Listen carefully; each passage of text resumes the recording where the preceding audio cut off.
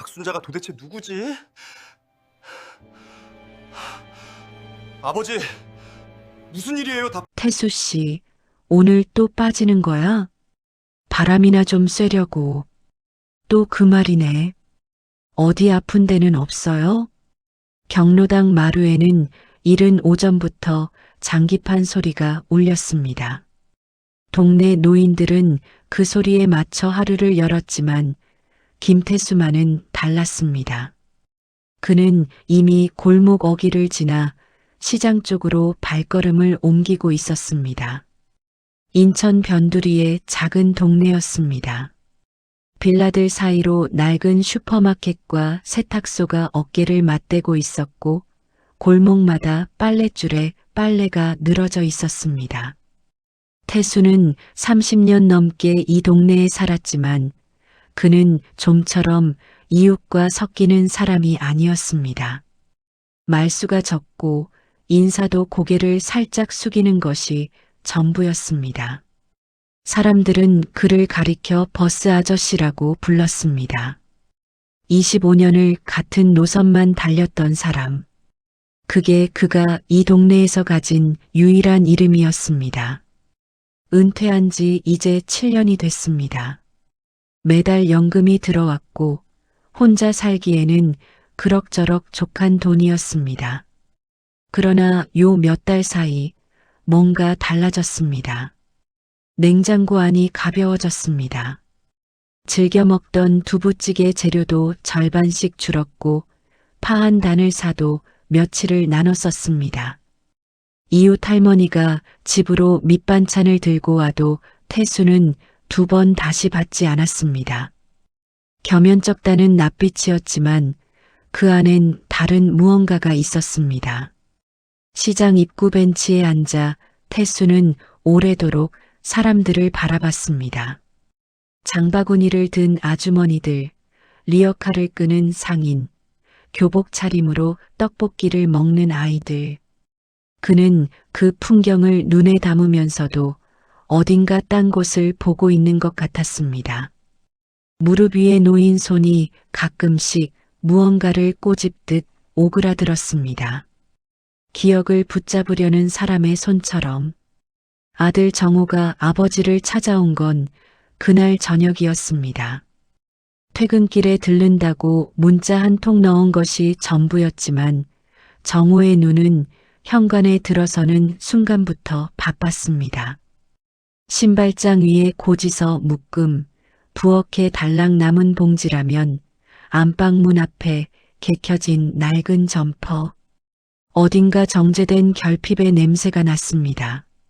없어서 없는 것이 아니라 아끼고 또 아껴서 만들어낸 비어있음. 태수는 아들이 뭔가 눈치채고 있다는 것을 알았습니다. 그래서였을까 그는 평소보다 더 말이 없었습니다. 텔레비전을 켜고 소리는 줄이고 리모컨만 내려다봤습니다. 정우가 부엌에서 라면을 끓이는 소리가 들렸습니다. 2개를 끓이는 소리였습니다. 아버지는 끝내 고맙다는 말을 하지 않았고 정우도 묻지 않았습니다. 그날 밤 2사람은 같은 식탁에 앉아 같은 냄비에서 건져낸 라면을 먹으면서도 각자 다른 생각을 하고 있었습니다. 정우는 집으로 돌아가는 버스 안에서 핸드폰 화면을 켰다 껐다를 반복했습니다. 아버지한테 전화를 해야 하나? 아니, 뭘 물어야 하지? 아무것도 확인하지 못한 채 그는 그냥 창밖을 바라봤습니다. 가로등 불빛이 하나씩 뒤로 밀려났습니다. 정호가 아버지 집을 다시 찾은 건 한 달이 채 지나지 않아서였습니다. 이번에는 선약 없이 퇴근 후 마트에서 장을 받들고 왔습니다. 두부 2모, 계란 1판, 된장 1통. 많지 않았지만 없어선 안 되는 것들로만 골랐습니다. 태수는 외출 중이었습니다. 정우는 열쇠를 갖고 있었으므로 들어가서 냉장고에 재료들을 넣었습니다. 부엌을 정리하다 식탁 위에 놓인 통장 하나를 발견했습니다. 펼쳐진 채로였습니다. 아버지가 두고 나간 것인지 아니면 오래전부터 거기 있었던 것인지 알 수 없었습니다. 정호는 집어들지 않으려 했습니다. 하지만 눈이 먼저 읽었습니다. 내역은 단순했습니다. 매달 같은 날 같은 금액이 빠져나가고 있었습니다. 35만 원. 어떤 달은 40만 원이 넘기도 했습니다. 받는 이의 이름은 낯설었습니다. 박순자. 두 글자가 선명하게 박혀 있었습니다. 정호는 천천히 통장을 내려놓았습니다. 머릿속이 이상하게 조용해졌습니다. 화가 나는 것도 아니고 슬픈 것도 아니었습니다. 그냥 뭔가 단단한 것이 흔들리는 느낌이었습니다. 아버지가 라면을 먹을 때 자신은 누군가에게 돈을 보내고 있었다는 사실, 그것도 한 달이 아니라 이 얼룩진 통장이 말해주는 수많은 달 동안. 거실 소파에 앉아 정호는 한참을 움직이지 않았습니다. 바깥에서 아이들이 뛰어노는 소리가 들렸습니다. 창문 너머로 저녁빛이 기울고 있었습니다. 박순자. 이름을 머릿속에서 굴려봤지만 아무것도 떠오르지 않았습니다. 아버지의 입에서 한 번도 들어본 적 없는 이름이었습니다. 현관문이 열렸습니다. 태수가 돌아온 것이었습니다. 정호는 자리에서 일어났지만 아무 말도 하지 않았습니다. 아버지도 보통 때처럼 신발을 정리하고 손을 씻고 부엌으로 걸어왔습니다. 냉장고 문을 열더니 잠시 멈췄습니다. 아들이 장을 봐놓은 걸 확인한 것이었습니다. 그러나 그것에 대해서도 말이 없었습니다. 그냥 냉장고 문을 닫고 주전자에 물을 올렸습니다. 두 사람 사이에 조용히 공기가 쌓였습니다. 정호는 그 공기가 깨질까봐 숨을 죽였습니다. 오늘은 묻지 말자. 준비가 되지 않았습니다. 질문보다 두려운 것은 대답이 나왔을 때 자신이 어떤 얼굴을 해야 하는지 몰라서였습니다. 결국 정호가 입을 연 것은 다음 주 일요일 오후였습니다. 아버지를 점심에 불러낸 뒤 설렁탕 집 안쪽 자리에 마주 앉았습니다. 태수는 뚝배기를 받자마자 깍두기부터 꺼냈습니다. 아무것도 모르는 사람처럼 혹은 모든 것을 아는 사람처럼. 정호는 그 모습을 보며 말을 꺼낼 타이밍을 놓쳤습니다. 결국 국물이 식어갈 무렵에야 겨우 말했습니다. 아버지, 박순자 씨가 누구예요? 젓가락 소리가 멈췄습니다. 그러나 태수는 얼굴을 들지 않았습니다. 천천히 깍두기를 씹고 국물을 한 숟가락 떴습니다. 그리고 아무 일도 없었다는 듯 말했습니다. 괜한 걱정 말아라. 5글자. 그게 전부였습니다. 정호는 더 물으려 했습니다. 아버지 통장에서 매달 돈이 빠진다고, 그 이름이 거기 있다고. 하지만 태수는 이미 다시 뚝배기 안을 들여다보고 있었습니다. 그 표정엔 화도 당혹스러움도 없었습니다. 그냥 닫혀 있었습니다. 오래된 문처럼 손잡이조차 없는. 정호는 그날 집으로 돌아오는 길 내내 아버지의 뒷모습을 생각했습니다. 식당을 나서면서 태수는 계산을 먼저 하려 했습니다. 정호가 막았고 두 사람은 잠시 지갑을 놓고 실랑이를 벌였습니다.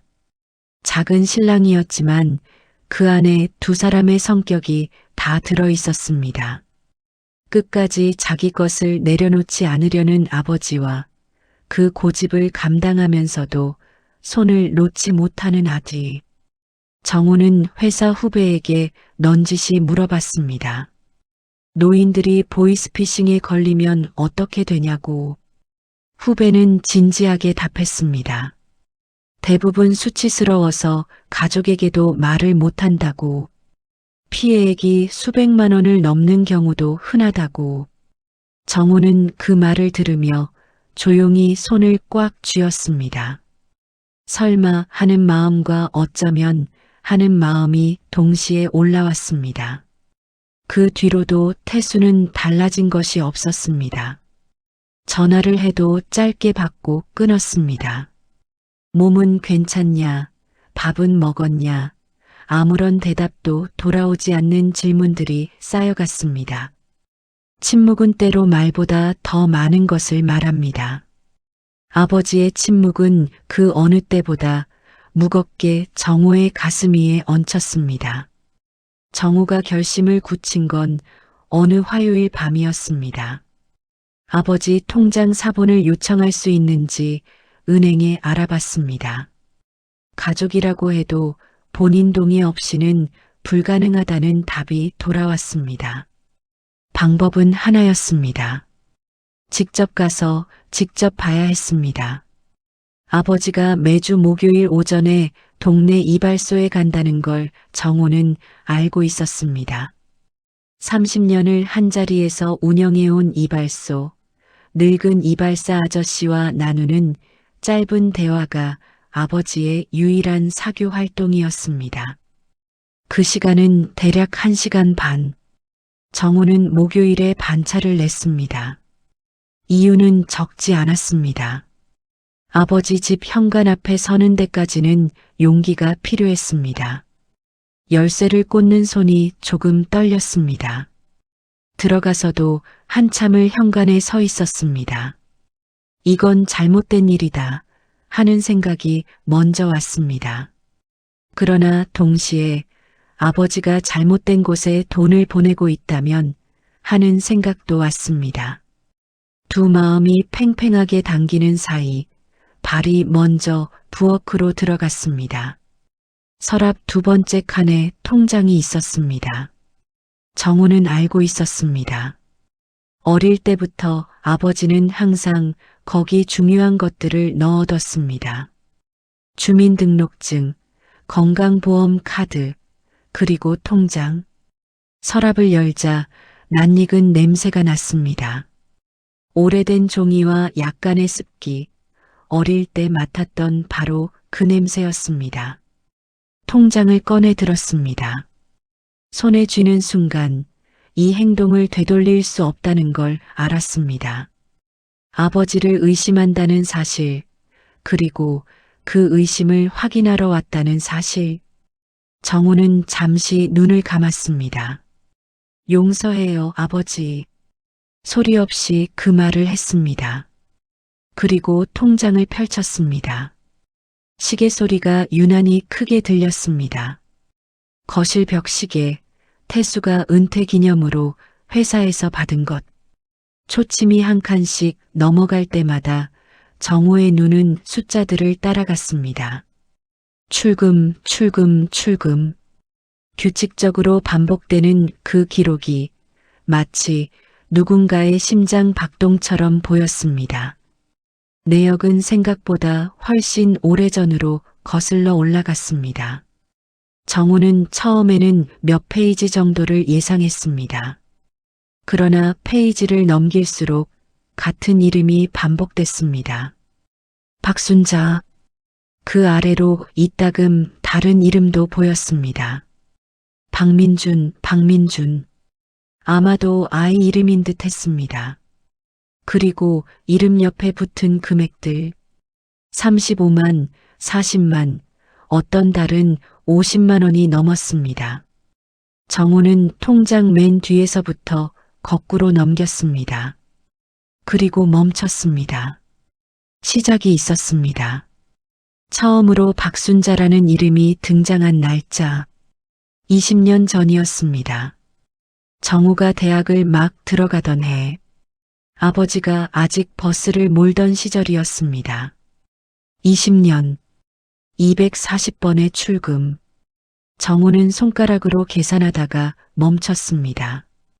계산이 무의미하게 느껴졌기 때문이 아니라 너무 무거워서였습니다. 배신감이라고 부르기에는 너무 복잡한 감정이었습니다. 배신은 누군가에게서 받는 것인데 정우가 느낀 건 아버지가 자신을 배신한 감각이 아니라 아버지의 삶에서 자신이 완전히 배제되어 있었다는 감각이었습니다. 20년 동안 아버지 곁에서 살아왔는데 이렇게 큰 비밀을 한 번도 눈치채지 못했다는 것. 그것이 더 무겁게 가슴을 짓눌렀습니다. 정우는 통장을 덮고 서랍에 다시 넣었습니다. 손이 떨렸습니다. 부엌 의자에 앉아 한참을 그냥 있었습니다. 냉장고가 웅웅거렸습니다. 창밖 골목에서 고양이 한 마리가 지나갔습니다. 세상은 아무렇지도 않게 돌아가고 있었습니다. 현관문 잠금 소리가 들렸습니다. 아버지가 예상보다 일찍 돌아온 것이었습니다. 정우는 자리에서 일어서며 평정심을 끌어올렸습니다. 아무것도 본 것이 없는 얼굴, 아무것도 모르는 표정. 태수가 들어서며 아들을 봤습니다. 잠깐 멈칫하는 것 같았지만 곧 신발을 벗고 안으로 들어왔습니다. 두 사람은 또다시 아무 말 없이 같은 공간에 앉았습니다. 이번에는 그 침묵의 무게가 달랐습니다. 정우는 알고 있었고 아버지는 알고 있다는 것을 모르고 있었습니다. 정우는 그날 이후 며칠을 혼자 끌어안았습니다. 아내에게도 말하지 않았습니다. 어떻게 시작해야 할지 몰랐습니다. 아버지가 20년째 낯선 여자한테 돈을 보내고 있어라는 말은 입안에서 형태를 잡기도 전에 이상한 모양으로 뒤틀렸습니다. 어떤 맥락으로 해석되든 좋은 그림이 나오지 않았습니다. 가장 먼저 떠오른 의심은 외도였습니다.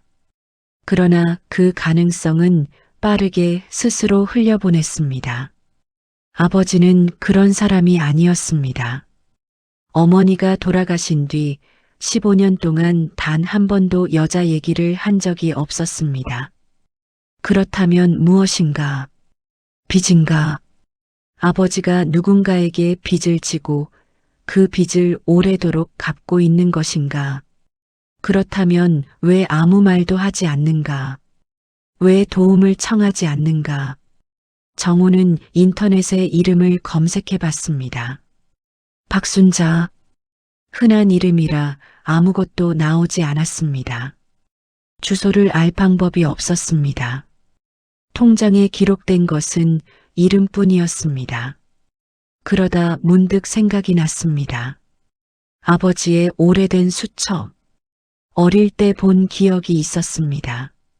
낡은 갈색 표지에 자잡하게 이름과 번호들이 빼곡히 적혀 있던 것. 아직 어딘가에 있을지도 몰랐습니다. 이번엔 혼자 결심하는데 더 오래 걸렸습니다. 통장을 몰래 본 것은 어쩌다 눈에 띄어서라고 스스로를 설득할 수 있었습니다. 그러나 수첩을 찾는 것은 작정하고 뒤지는 것이었습니다. 아버지의 방을, 아버지의 삶을. 정우는 이 경계를 넘어야 하는지 한참 고민했습니다. 그러나 결국에는 자신도 모르게 답을 내리고 있었습니다. 모르는 채로는 더 이상 있을 수가 없었습니다. 그 불안이 이미 너무 깊숙이 파고들어 있었습니다. 그것이 정우를 다시 아버지 집으로 이끌었습니다. 이번에는 수첩을 찾기 위해서가 아니었습니다. 수첩보다 더 빠른 방법을 떠올렸습니다. 아버지의 옛 직장 동료들, 25년을 같은 차고지에서 보낸 사람들, 그중 누군가는 박순자를 알고 있을지도 몰랐습니다. 아버지의 옛 동료를 찾는 것은 생각보다 어렵지 않았습니다. 지인 중 한 명이 같은 버스 회사 출신이었고 그를 통해 당시 기사들이 가끔 모이는 경로당을 알게 됐습니다. 정우는 그곳에서 흰 머리의 노인 한 분을 만났습니다. 그가 이동철이라는 이름과 박순자를 모두 알고 있었습니다. 노인은 말을 아꼈습니다. 그러나 정호가 아들임을 밝히자 그는 잠시 정호의 얼굴을 들여다봤습니다. 무언가를 재는 눈빛이었습니다. 그리고 입을 열었습니다. 박순자는 이동철의 아내라고, 이동철은 20여 년 전에 세상을 떠났다고. 정호는 그 자리에서 다음 말을 기다렸습니다. 그러나 노인은 거기서 멈췄습니다. 나머지는 직접 가보라고 했습니다. 주소를 알고 싶으면 자신이 연락해 주겠다고. 정호는 고개를 끄덕였습니다. 그것으로 충분했습니다. 박순자의 집은 인천 외곽 조용한 주택가 끝자락에 있었습니다. 낮은 담장 안에 작은 텃밭이 있었고 마당에는 화분이 두 줄로 늘어서 있었습니다. 정호가 초인종을 눌렀을 때 잠시 후 안에서 발소리가 들렸습니다. 문을 연 사람은 70을 바라보는 여자였습니다. 단정하게 빗어넘긴 흰 머리, 기름기 없는 조용한 얼굴, 박순자였습니다. 정호가 김태수의 아들이라고 밝히자 그는 잠깐 눈을 감았습니다. 감사하다는 말인지 오래 기다렸다는 말인지 말없이 그냥 눈을 감은 채로 한 호흡을 쉬었습니다. 그리고 문을 열어 안으로 들어오라고 했습니다. 부엌에서 차를 끓이는 동안 정호는 거실을 훑었습니다. 벽에 사진 한 장이 걸려 있었습니다. 버스 기사 유니폼을 입은 남자, 옆에 젊은 여자와 어린아이가 서 있었습니다. 그 남자의 얼굴을 정호는 알 수 없었지만 그것이 이동철이라는 것은 느낌으로 알았습니다. 차가 식기 전에 박순자가 먼저 이야기를 꺼냈습니다. 천천히 그러나 흔들림 없이 이동철과 태수는 같은 차고지에서 15년을 보냈습니다. 박순자의 말에 따르면 두 사람은 자주 어울리는 사이는 아니었다고 합니다. 태수는 원래 그런 사람이었으니까 그는 조용히 웃으며 말했습니다. 그래도 동철이는 태수 씨를 믿었다고. 말은 적어도 한 번 한 말은 꼭 지키는 사람이라는 걸 알았다고. 사고는 겨울 새벽에 났습니다. 이동철이 몰던 버스가 빙판길에서 미끄러졌습니다. 승객들은 다행히 크게 다치지 않았습니다. 그러나 이동철은 달랐습니다. 핸들을 끝까지 붙잡은 채 차체가 가드레일을 들이받았고 그는 그 자리에서 목숨을 잃었습니다. 사고 다음 날 태수가 병원으로 박순자를 찾아왔습니다. 남편의 시신 앞에서 박순자가 오열할 때 태수는 아무 말도 하지 않고 그냥 옆에 서 있었습니다. 한참이 지난 뒤 딱 한마디만 했습니다. 내가 책임지겠습니다. 박순자는 그 말이 무슨 뜻인지 처음엔 몰랐다고 했습니다. 그런데 다음 달이 됐을 때 통장에 돈이 들어와 있었습니다. 그 다음 달에도, 그리고 그 다음 달에도 한 번도 설명이 없었고 연락도 없었습니다. 그냥 매달 같은 날 같은 이름으로 돈이 들어왔습니다. 박순자는 처음엔 거절하려 했습니다. 연락처를 수소문해 전화도 해봤습니다. 그러나 태수는 전화를 받아도 받지 않는 사람처럼 굴었습니다.